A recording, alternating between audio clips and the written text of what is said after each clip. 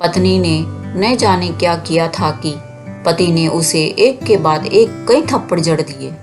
हमेशा हर सिचुएशन को शांति से हैंडल करने वाली पत्नी भी इस बार इतनी अशांत हो उठी कि उसने अपनी चप्पल ही निकालकर पति को दे मारी। चप्पल पति के बालों को छूते हुए निकल गई। ये किस्सा यहीं खत्म हो सकता था, मगर पति ने इसे अपनी मर्दानगी का विषय बना लिया और बात बद से बदतर होती चली गई। रिश्तेदारों ने भी आग में घी का काम किया। किसी ने कहा, जो औरत अपने पति को चप्पल से मार सकती है वो ना ही तो वफादार हो सकती है और ना ही पतिव्रता।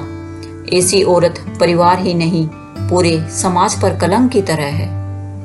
बीवी के पक्ष वाले कहाँ पीछे रहने वाले थे।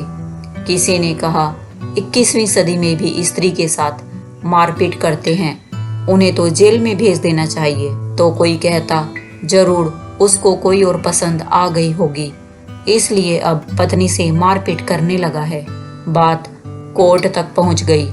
दोनों पक्षों ने एक दूसरे के खिलाफ केस फाइल कर दिया।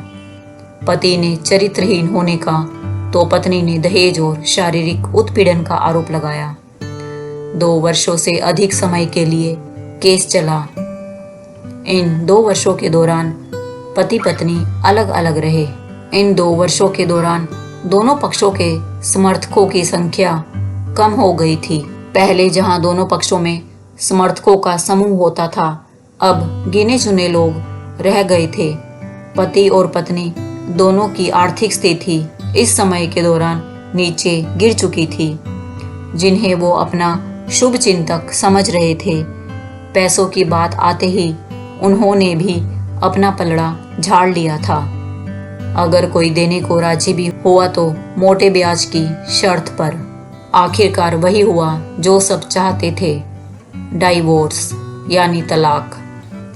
हर कोई खुश था, दोनों पक्षों के रिश्तेदार, उनके माता पिता और दोनों के वकील। लेकिन 5 साल की सुखद शादी और एक सुंदर बेटी होने के बाद मिले इस तलाक से पत्नी मूक थी और पति शांत।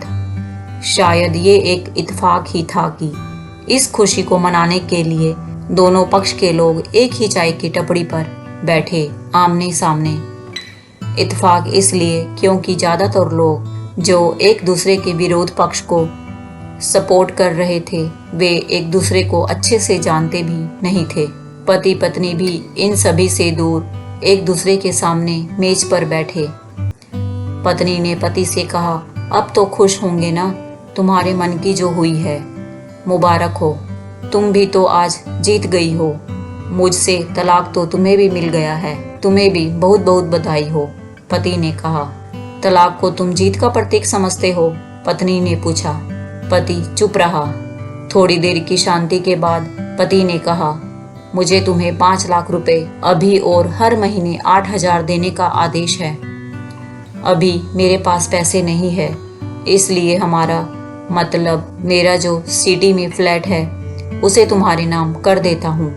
पत्नी बोली, लेकिन उस फ्लैट की कीमत तो 18 लाख की है। हाँ, लेकिन हमारी बेटी तुम्हारे साथ है और आगे जाके उसके खर्चे भी बढ़ेंगे, तुम्हें थोड़ी आसानी होगी। पति ने कहा, नहीं नहीं, मुझे सिर्फ 5 लाख ही देना और तुम हर महीने 8,000 तो देने ही वाले हो, मैं मैनेज कर लूंगी। अगर 5 लाख नहीं है तब भी कोई बात नहीं, पत्नी बोली। दोनों फिर से शांत हो गए। पति सोचने लगा, कितनी भोली और समझदार है ये औरत, जो कुछ समय पहले तक मेरी पत्नी थी और अब अनजान है। ये वही है जो कम से कम खर्चे पर घर चलाती और पैसे बचाकर मेरे जन्मदिन और बर्थडे पर हमेशा मेरे लिए नए कपड़े खरीद लाती। कभी बीमार भी होती तो पैसे बचाने के लिए मुझे मालूम न होने देती और घरेलू नुस्खों से अपना इलाज कर लेती। मगर घर में कोई और बीमार होता तो तुरंत डॉक्टर के पास लेकर जाती। मेरी ही मति मारी गई थी। मैं ही अपनी झूठी मर्दानगी के चक्कर में इतनी बड़ी गलती कर बैठा। पत्नी के दिमाग में भी उथल पुथल चल रही थी। अभी भी वैसा का वैसा ही है। पहले भी खुद से ज्यादा हमारे बारे में सोचता था और अब भी वही कर रहा है। ये वही आदमी है जो मुझे एक्सीडेंट के बचाने के लिए खुद मोटरसाइकिल के आगे कूद पड़ा था और अपनी उंगली तुड़वा बैठा था। पता नहीं कौन सी मनहूस घड़ी में मैं झगड़ा कर बैठी। पति ने मौन तोड़ते हुए पूछा, अब तुम्हारे कमर का दर्द कैसा है? ज्यादा तकलीफ तो नहीं होती? पत्नी हल्का सा मुस्कुराई और बोली, अभी भी होता है। अब तो पेट में भी दर्द उठते हैं। वो तो होगा ही। तुम योगा या कसरत भी तो नहीं करती हो। अब किसी अच्छे सी डॉक्टर को जरूर दिखा लेना। तुम बताओ, तुम्हारा अस्थमा कैसा है अब? क्या अब भी दौरे पड़ते हैं? पत्नी ने पूछा। हाँ, पड़ते हैं, पहले से ज्यादा, क्योंकि अक्सर इनहेलर भूल जाया करता हूँ याद दिलाने के लिए। तुम जो नहीं हो अब, पति बोला। पत्नी की आंखों में आंसू आ गए। वो बोली, तुम्हें मेरे चरित्र पर सवाल नहीं उठाने चाहिए थे तो ये परिस्थिति नहीं आती। हाँ, मैं जानता हूँ तुम बहुत अच्छी हो। मुझसे बहुत बड़ी गलती हो गई थी। मैं लोगों के बहकावे में आ गया था, पति बोला। तुमने भी तो मुझ पर दहेज का इल्जाम लगाया था, वो बोला।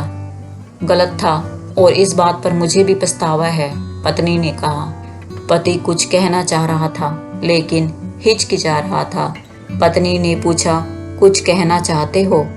तो बोला, क्या सब पहले जैसा नहीं हो सकता?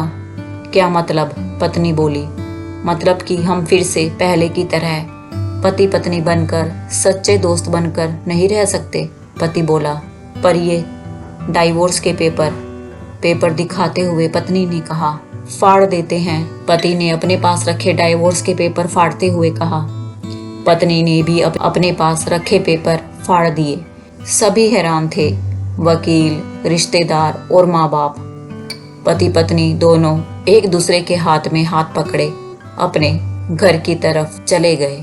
दोस्तों, ये कहानी उन पति पत्नियों के लिए बड़ी सीख है जो छोटी छोटी बातों पर लड़ते हैं और इन झगड़ों को बड़ा बना के अलग होने का डिसीजन लेते हैं। प्यार और झगड़ा तो एक सिक्के के दो पहलुओं की तरह हैं। दोनों को स्वीकार करना होगा, तभी ये पवित्र रिश्ता उसकी मंजिल तक पहुंच पाएगा। दोस्तों, आशा है आपको आज की कहानी अच्छी लगी होगी। अच्छी लगी है तो इसे लाइक करें, दोस्तों के साथ शेयर करें और यदि चैनल में नए हैं तो चैनल को सब्सक्राइब करना ना भूलें। जल्दी ही मिलते हैं एक और रोचक कहानी के साथ। तब तक के लिए स्वस्थ रहें, मस्त रहें। नमस्कार।